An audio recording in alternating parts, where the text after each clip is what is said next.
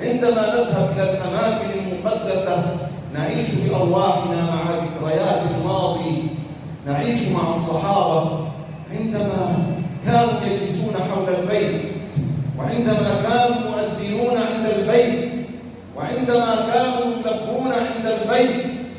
عندما نأتي على هذه الأيام المباركة نعيش معها بأرواحنا، لعل الله أن يجعلنا في العام القادم من أهل الحديث، لعل الله عز وجل أن يكرمنا في العام القادم وأن نكون من أهل مكة وأن نؤدي المناسك.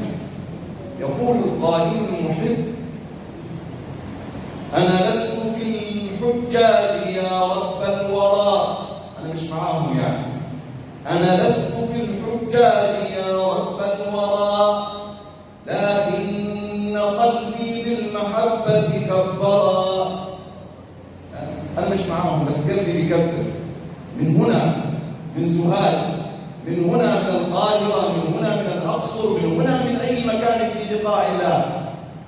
أنا لست في الحجاج يا رب الورى، لكن قلبي بالمحبة كبرا.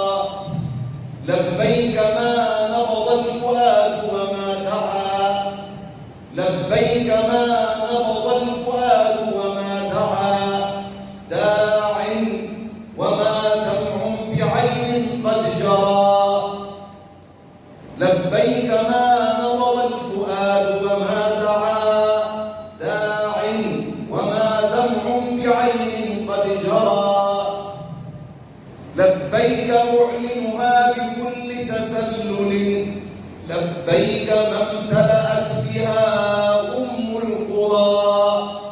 مكة مليانة تلبية.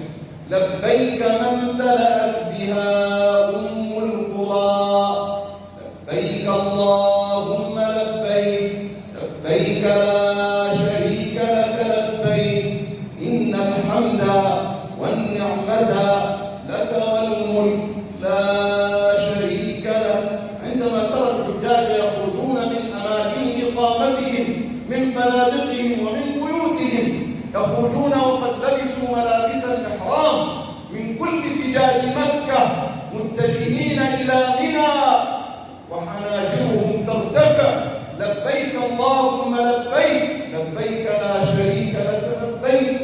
جئناك من بلاد بعيدة بذنوب كثيرة نحملها على ظهورنا، نرجو منك أن تغفرها وأن تتجاوز عنها وأن تردنا إلى بلادنا بحج مبرور وبذنب مغفور وبسعي مشكور.